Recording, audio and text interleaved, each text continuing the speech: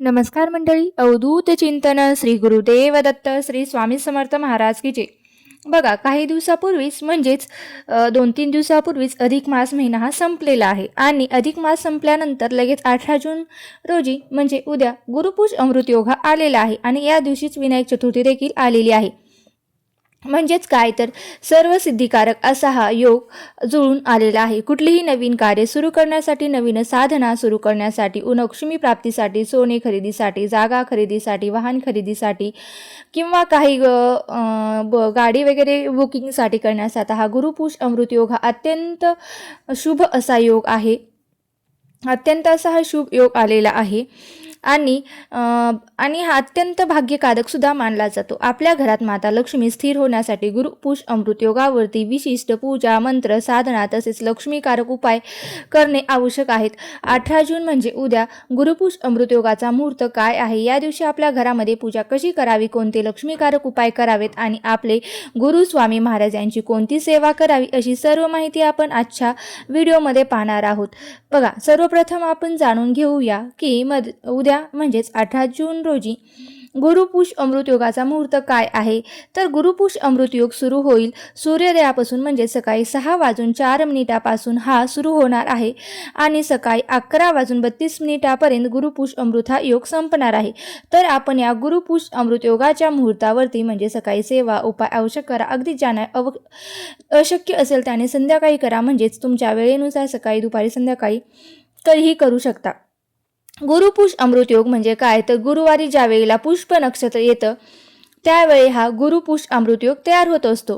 या नक्षत्रामध्ये सर्व नक्षत्रामध्ये पुष्प नक्षत्र हे सर्वश्रेष्ठ मानलं जातं. या नक्षत्रावरती माता लक्ष्मीचा जन्म झाला होता म्हणून पुष्प नक्षत्राचा स्वामी हा गुरु आहे. म्हणून या दिवशी गुरुची साधना करणं अत्यंत भाग्यदायक म्हटलं जातं. त्यामुळे गुरुवारी पुष्प नक्षत्र हा सर्व कार्यसिद्धिकारक असा योग तयार होतो. ज्यावरती माता लक्ष्मीची आपण सेवा केली तर माता लक्ष्मी आपल्या घरामध्ये स्थिर होते. तसेच नवीन सेवा, संकल्प, नवीन कार्य, जागा खरेदी, सोने खरेदी यासारख्या अत्यंत महत्त्वाच्या गोष्टीसुद्धा या दिवशी आपण करू शकतो. गुरुपुष अमृत योगावरती तुम्ही दिवसभरामध्ये तुम्ही ज्या काही सेवा केल्या, ज्या काही उपाय केले त्याचं निश्चितच फळ हे तुम्हाला मिळणार आहे. कारण आपण केलेली कुठलीही सेवा कधीच वाया जात नाही. त्याचं फळ हे आपल्याला 100% मिळत असतं. आपण फक्त मुखामध्ये श्री स्वामी समर्थ म्हटलं तरीही चालेल, त्याचं फळ सुद्धा आपल्याला स्वामी महाराज बरोबर देत असतात, पण योग्य वेळ आल्यास सुद्धा देत असतात.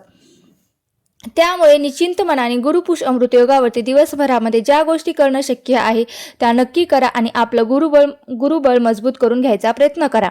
गुरुबळ मजबूत असणं खूप गरजेचं आहे आणि ज्याचं गुरुबळ मजबूत असतं त्याला कुठल्याही कामामध्ये अडचणी येत नाहीत. असो, चला जाणून घेऊया गुरुपुष अमृत योगावरती नेमकं काय करायचं, कोणत्या सेवा करायच्या, कोणते 10 उपाय करायचे. जर नाही जमले त्यापैकी कुठलाही एक उपाय नक्की करा. तर पहिला उपाय आहे, आपल्याला काय करायचं आहे तर आपण जेव्हा आंघोळ करतो गुरुपुष अमृताच्या योगा म्हणजे उद्या सकाळी जेव्हा आपण आंघोळ करणार आहेत त्या आंघोळीच्या पाण्यामध्ये काय करायचं आहे तर आपल्याला चिमूटभर हळद टाकायची आहे. हळद म्हटलं तर गुरुग्रह मजबूत करण्यासाठी फार महत्त्वाची असते. त्यामुळे आंघोळीच्या पाण्यात हळद टाकून जर आपण आंघोळ केली तर आपले गुरुबळ मजबूत होत असते. या व्यतिरिक्त आपल्याला जर कोणाची दृष्ट लागली असेल तर ती निघून जाण्यासाठी देखील मदत होत असते.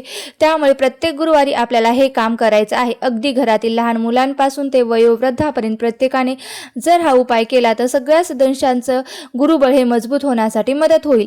त्यानंतरचं दुसरं जे काम आहे ते म्हणजे आता बघा, आपलं घर स्वच्छ करण्यासाठी आपण झाडलोट करत असतो, फरशी वगैरे पुसतो, पण डोळ्याला न दिसणारी जी नकारात्मकता आहे ती घालवण्यासाठी आपल्याला काय करायचं आहे तर थोडंसं गोमूत्र आणि त्यामध्ये थोडंसं चिमूटभर हळद टाकायची आहे आणि फुलाने किंवा मग तुम्ही हाताने शिंपडलं तरीही चालेल, पण संपूर्ण घरामध्ये अशा प्रकारे हळद आणि गोमूत्र आपल्याला संपूर्ण घरामध्ये हे शिंपडायचं आहे. आता तिसरा जो उपाय आहे तो आपल्याला काय करायचा आहे तर त्यानंतर आपला जो घराचा उंबरठा असतो त्या उंबरठ्याचं पूजन करायचं आहे.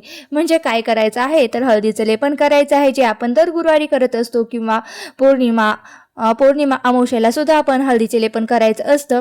लेपन केल्यानंतर आपल्याला उंबरठ्याची पूजा करायची आहे. मुख्य दरवाजा देखील पुसून घ्यायचा आहे, त्यावर सुद्धा शुभ लाभ लिहायचा आहे किंवा स्वस्तिक काढायची आहे. जे काही काम आहे ती आपण जे दर गुरुवारी अमावस्येला करतो त्याच पद्धतीने आपल्याला हे सुद्धा करायचं आहे.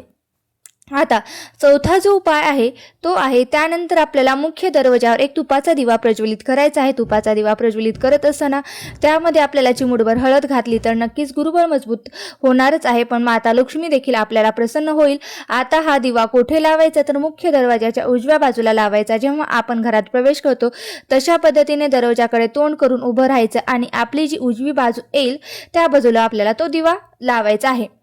बघा, त्यानंतरचा जो उपाय आहे, त्यानंतर आपल्याला सूर्याला अर्घ द्यायचं आहे. सूर्याला रोजही अर्घ दिलं जातं, पण तुम्ही जर देत नसाल तर कमीत कमी गुरुपुष्य अमृतयोगाच्या दिवशी का होईना सूर्याला अर्घ द्यायचं आहे. त्यामुळे एका तांब्यामध्ये पाणी घ्यायचं, स्वच्छ घ्यायचं, त्यामध्ये एक फूल टाकायचं, त्यानंतर हळद कुंकू टाकायचं, दुर्वा वगैरे टाकायचं आणि अशा प्रकारे तुम्ही सूर्याला अर्घ देऊ शकता.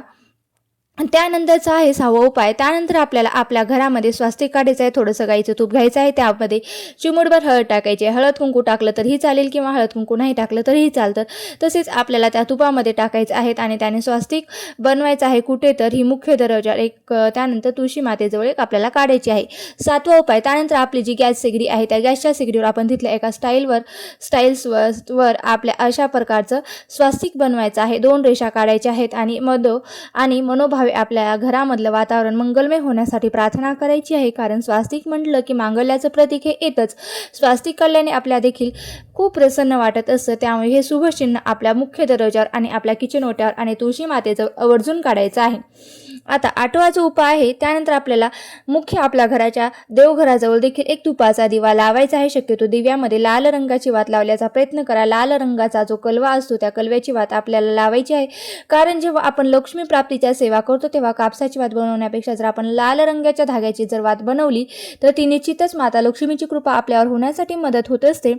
तुमच्याकडे नसेल तर मग कापूस घेतला तरी चालेल आणि त्याला थोडंसं कुंकू लावलं तरीही चालेल. काही फरक पडत नाही. पण कलवा आणण्याचा प्रयत्न करा. अगदीच वेळेवर बघत असाल तर आपल्या साध्या कापसाला कुंकू लावून तसा दिवा प्रज्वलित सुद्धा तुम्ही करू शकता. आता त्यानंतरचा जो 9वा उपाय आहे, बघा काय करायचे, आपण जेव्हा रोजची देवपूजा करत असतो तुम्हाला करून घ्यायची आहे आणि तुमच्या देवघरामध्ये जर श्रीयंत्र असेल तर त्या श्रीयंत्रावर अभिषेक घालायचा आहे. आता अभिषेक कसा घालायचा, तर या श्रीयंत्राला पंचामृताने किंवा दुधाने किंवा नंतर पाण्याने अशा प्रकारे अभिषेक घालायचा आहे. अभिषेक घालत असताना माता लक्ष्मीचा जो मंत्र येत असेल तो तुम्हाला म्हणायचा आहे. अशा प्रकारे श्रीयंत्राला अभिषेक घालून झाल्यानंतर ते पुन्हा एकदा स्वच्छ पाण्याने स्वच्छ करायचं आहे, पुसून घ्यायचं आहे आणि ते प्लेटमध्ये ठेवायचं आहे. ठेवल्यानंतर त्याची छान अशी पूजा करायची आहे. हळदी कुंकू अर्पण करायचं आहे, फुलं अर्पण करायची आहेत, धूप दीप अगरबत्ती अर्पण करायची आहे, ओवाळायची आहे आणि त्या श्रीयंत्राला ओवाळायचं आहे. त्यानंतर आपल्याला त्या श्रीयंत्रावर कुंकुमार्चन करायचं आहे. कुंकुमार्चन करत असताना काय करायचं, तर आपल्याला 16 वेळेस आपल्याला श्रीसुक्ताचं पठण करायचं आहे. 16 वेळेस श्रीसुक्त म्हणणे शक्य नसेल तर तुम्ही एक वेळेस म्हटलं तरीही चालेल. 16 वेळेस विष्णू गायत्री मंत्र म्हणायचा आहे, 16 वेळेस लक्ष्मी गायत्री मंत्र म्हणायचा आहे आणि 16 वेळेस कुबेर मंत्र म्हणायचा असतो आणि एकदा व्यंकटेश स्तोत्र म्हणायचं असतं. या सेवा तुम्ही तुमच्या श्रीयंत्रावर करून बघा. निश्चितच तुमची आर्थिक अडचणी सुटण्यासाठी तुम्हाला 100% मदत मिळणार. आता 10वा जो उपाय आहे तो बघा, जेव्हा आपण माता लक्ष्मी आणि विष्णू यांची एकत्रित सेवा करत असतो तेव्हा आपल्या संसाराला त्याचा आशीर्वाद हा प्राप्तच होत असतो. आपल्या आयुष्यातील आर्थिक अडचणी, सांसारिक अडचणी सुटण्यासाठी तर मदत मिळतच असते. त्यामुळे श्रीयंत्राची जर ही सेवा केली तर विष्णू भगवान आणि माता लक्ष्मी आपल्यावर प्रसन्न होतात. त्यामुळे ही सेवा तुम्ही आवर्जून करून बघा. त्यानंतर तुम्हाला विष्णू सहस्त्रनामाचं देखील पठण करायचं आहे किंवा वाचन सुद्धा करू शकता किंवा ऐकू शकता. त्यानंतरची सगळी पूजाविधी करून झाल्यानंतर आपल्याला आपल्या देवांसाठी नैवेद्य ठेवायचा आहे. तर नैवेद्य दाखवत असताना शक्यतो सफेद रंगाची मिठाई ठेवण्याचा प्रयत्न करा किंवा पिवळ्या रंगाची मिठाई ठेवण्याचा प्रयत्न करा. आता मिठाई बाजारातून आणायची हवं नाही तर तुम्ही सफेद रंगाची घरामध्ये आपण लाडूचा खीरही बनवू शकतो किंवा बेसनाचे लाडू देखील बनवू शकतो. यापैकी तुम्ही कोणताही नैवेद्य दाखवू शकता. आता देव म्हटलं तर आपण त्यांना दूध साखरेचा नैवेद्य सुद्धा दाखवलं तरीही चालतं. देव प्रसन्न होत असतात. मग अशा काही तिथींना जर आपण वेगळा नैवेद्य दाखवण्याचा प्रयत्न केला तर आपल्याला त्याच एक वेगळ्या प्रकारचं समाधान लाभत असतं. कुठेतरी आपल्याला देखील ते प्रसन्न वाटत असतं. म्हणून नक्कीच या गोष्टींचा समावेश उद्याच्या दिवसामध्ये करा. माता लक्ष्मी आणि भगवान विष्णू यांचा आशीर्वाद प्राप्त करून घ्यायचा प्रयत्न करा. त्यानंतर 11वा जो उपाय आहे, त्यानंतर गुरुवार म्हटलं तर आपण तुळशीला आपण थोडंसं गच्च दूध हे अर्पणच करत असतो. बघा, आर्थिक अडचण सुटण्यासाठी दर गुरुवारी तुळशी मातेला थोडं कच्चं दूध अर्पण केलं तर आपल्या समस्या सुटण्यासाठी मदत होत असते. तुळशी मातेला कच्चं दूध अर्पण केल्यानंतर आपल्याला त्या ठिकाणी ओम नमो भगवते वासुदेवाय हा मंत्र देखील 11 वेळेस का होईना कमीत कमी म्हणायचा आहे. आता तुळशीला गुरुवारी हळद देखील अर्पण केली जाते, पण हळदीच्या बाबतीत सांगायचं झालं तर बघा, आजकाल बाजारामध्ये सगळं काही डुप्लिकेट मिळत आहे. त्यामुळे जर तुम्हाला नॅचरल हळद नसेल किंवा केमिकल्स मिक्स असेल तर त्यामुळे तुम्ही ती तुळशीमध्ये टाकू नका, कारण त्यामुळे तुळस सुकू शकते किंवा तुळशीची काही हानी पोहोचू शकते. तर तुम्हाला खात्री असेल तरच तुळशीचा उपाय करा, अर्पण करा, अन्यथा करू नका. जर तुम्ही घरी बनवलेली हळद असेल, खात्री असेल तरच ती गुरुवारच्या दिवशी तुम्ही तुळशीला अर्पण करा. याने देखील विष्णू भगवान आपल्याला प्रसन्न होत असतात. तसेच तुळशीच्या बाबतीत सांगायचं झालं तर तुम्ही कुंकू देखील आजकाल बाजारामध्ये नॅचरल मिळत नाही. जर तुम्हाला कुंकू घ्यायचं असेल तर हळदीचंच कुंकू घ्या, जेणेकरून त्यामध्ये काही केमिकल्स वगैरे कलर्स मिक्स नसतो. यामुळे आपल्याला तुळशी देखील सुकणार नाही. आता बऱ्याच जणांना असा प्रश्न पडतो की मुलांचा विवाह ठरत नाही, काही जणांना नोकरीचा प्रश्न आहे, कुठलीही एखादी समस्या आहे जी आपल्या जीवनातील आपल्याला वाटतच असे की याचं लवकरात लवकर निवारण व्हावं.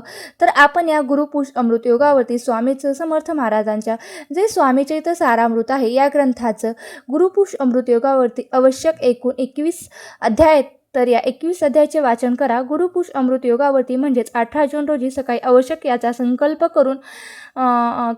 करा आणि त्याचं पठण करा. जो तुमचा प्रश्न असेल तो महाराजांना बोलून बघा आणि त्यासाठी मी हे पारायण करत आहे आणि माझ्याकडूनही तुम्ही सेवा करून घ्या, अशा पद्धतीने संकल्प करा आणि एक पाठ स्वामीचरित्रचा करा किंवा तुम्ही या दिवसापासून गुरुचरित्र पारायणाला देखील सुरुवात करू शकता. अशा प्रकारे आपल्याला गुरुपुष अमृत योगावरती ज्या काही सेवा करायच्या आहेत, ज्या काही उपाय करायचे आहेत ते मी यामध्ये सविस्तर सांगितलेले आहेत. तुम्हाला जर ही माहिती किंवा हा माहितीपूर्ण व्हिडिओ कसा आवडला असेल तर नक्की मला कमेंट करून सांगा. आणि व्हिडिओ जर आवडला असेल तर व्हिडिओला नक्की लाईक करा आणि चॅनलवरती नवीन असाल तर सबस्क्राईब करायला विसरू नका. आणि व्हिडिओ जास्तीत जास्त लोकांपर्यंत शेअर करा, म्हणजे तुमच्यासोबत तुमच्या इतर मंडळींना सुद्धा याची माहिती मिळून जाईल. धन्यवाद. आणि हा व्हिडिओ अगदी शेवटपर्यंत पाहिला असेल अशी मी आशा करते. धन्यवाद. श्री स्वामी समर्थ. जय जय स्वामी समर्थ.